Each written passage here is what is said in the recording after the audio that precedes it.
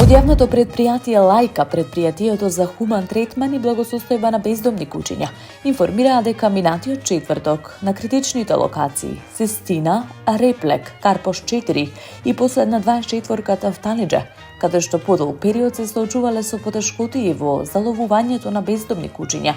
Овој пат координирано и успешно успеале да заловат 9 куќиња. Овие локации се меѓу најпријавуваните од страна на жителите на град Скопје.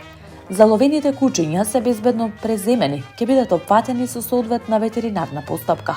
Здравствен преглед, стерилизација, кастрација и микрочипирање, пошто ќе следува нивно враќање или вдомување, согласно законските процедури, соопшти од Лајка.